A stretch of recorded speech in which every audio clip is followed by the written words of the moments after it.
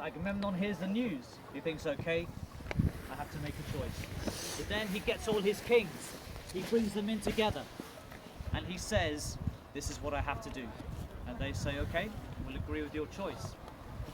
So this is what he has to do. He sends word. Now remember, they're back in Aulis. He has to send word back to this very palace where his wife is waiting. His wife is Clytemnestra. And his children are waiting. His eldest daughter, Iphigenia.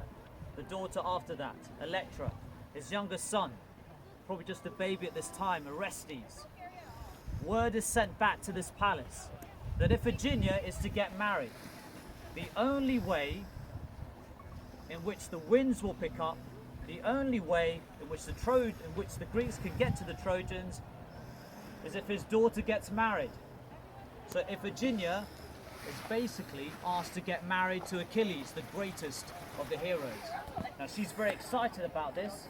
She's a princess and she's going to get married to probably the greatest hero in ancient Greece. So she puts on her best clothes, all her best makeup, and they send her to Aulis.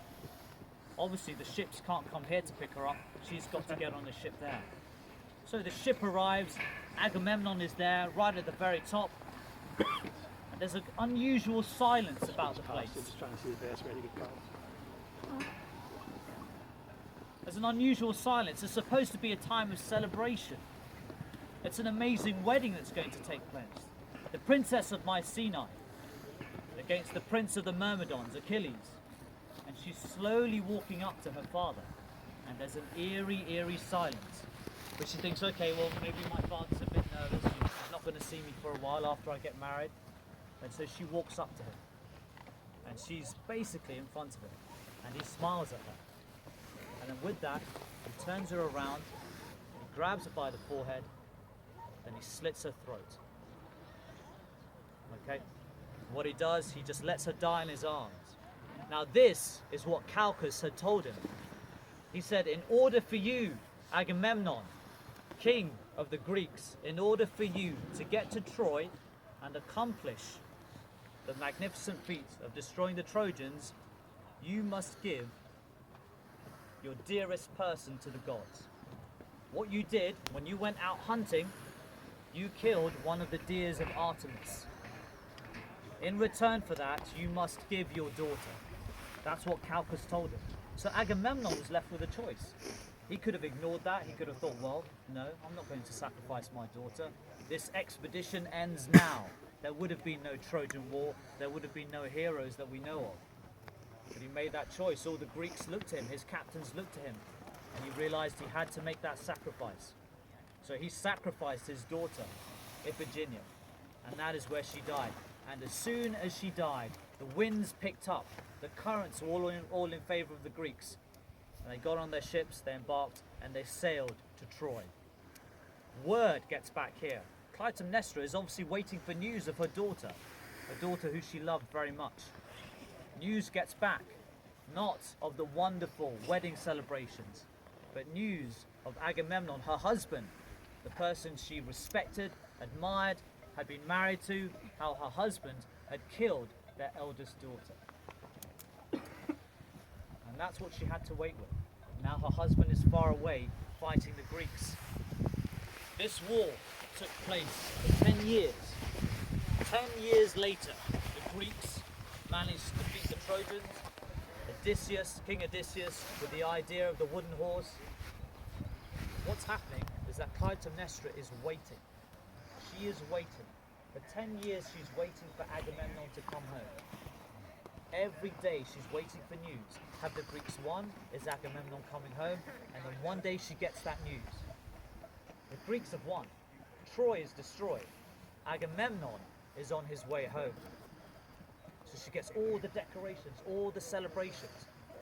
It only takes Agamemnon about 2 weeks from Troy to get back here to this wonderful palace. And he arrives. It was there at the Lion Gate. He's walking up. Clytemnestra is outside to greet him. And she says, wait, don't come inside yet. And she gets this wonderful red tapestry to walk on. Now here's the thing about tapestry, boys, very delicate tapestry. It's very expensive. But if you walk on it, you ruin it. It's over. So So Agamemnon looks at this red tapestry and he says, I can't walk on this. Only the gods can walk on this type of thing. And Clytemnestra, remember, she's been harboring this grudge for 10 years. It's been growing inside her. This is the man that killed their daughter. So she's got this thought in her mind. And she welcomes him in. She says, but you are like a god. You destroyed the Trojans. Only someone with your ability could have destroyed the Trojans. So you can walk on this tapestry. So Agamemnon walks on this tapestry.